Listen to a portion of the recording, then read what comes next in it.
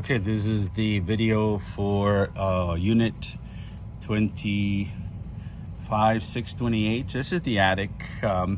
We can see the clips are pretty well fastened. The trusses are in good shape. No cracks, no problems here. Exhaust pipes in okay shape, in good shape. There's no staining on the underlayment, on the sheeting. Plenty of insulation, which is a good thing. As we can see, we have batt insulation, and this is blown fabric insulation. Plenty of it. Usually it's a 8 to 10 for a radiance of 35, and we have 14 and 20 inches in a lot of places, so that's a good thing. This is the air handler. The unit is trained, and there's a little bit of stain in the right here on the drip pan, but that could be from the other unit. It looks like the original unit was replaced. This is a train unit, and the date looks to be 2016. So again, that could be from the old unit. This is a little bit of stain here, but again, could have been again from the old unit. So we'll continue here. We'll go down to the first floor, and I'll show you what I got.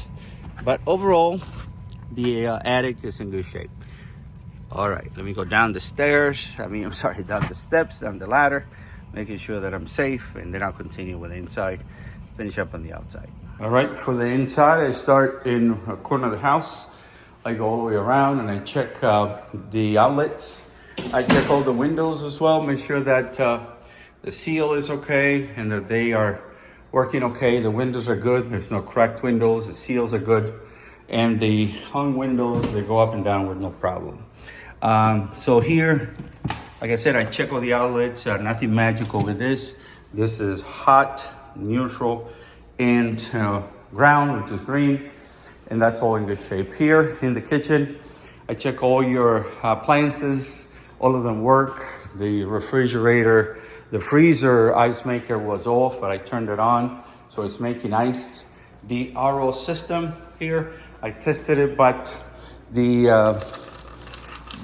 faucet here, or this water supply, it does becomes kind of low on the low flow, and then it comes to a time that it even stops. So it's usually because the filter might need to be maintained or repaired.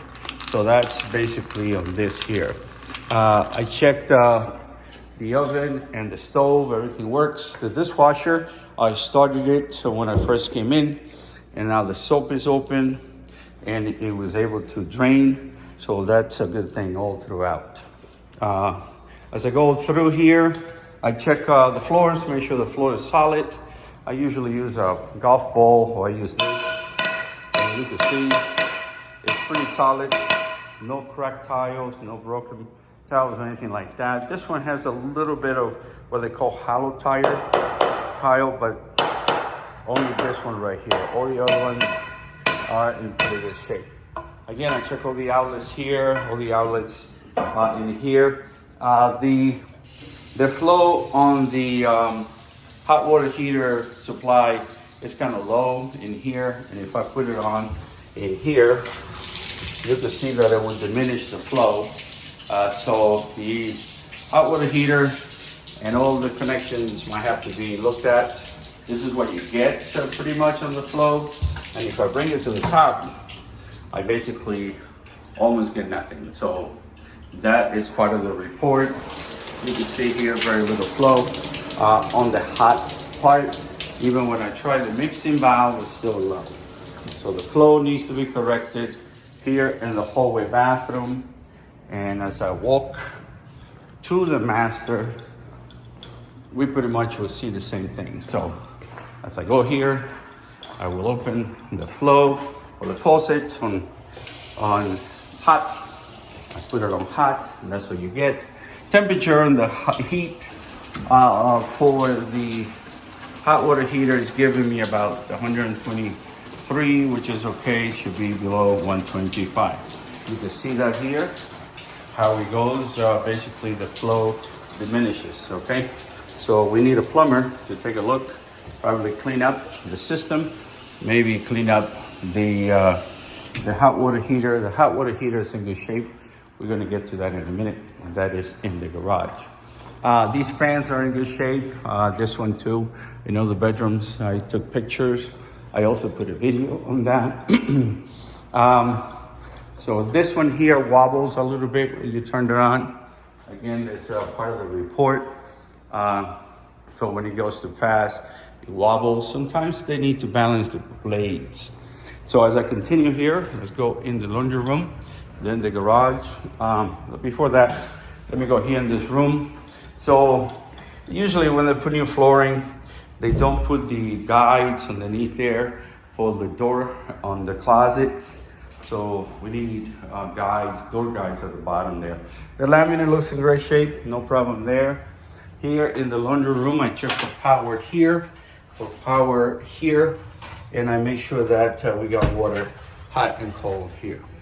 All right, going here into the garage door. Let's get to the hot water heater here so we see some information on it. It is 2019. It is 50 gallons. Rudd is the company. So this is open to the max. Not sure why it's giving us really good, really low flow. There's some corrosion on this valve, so I do wonder if it's being restricted because of that. So that is that in there. The rest of the garage door needs lubrication. So as you open it, you can hear it.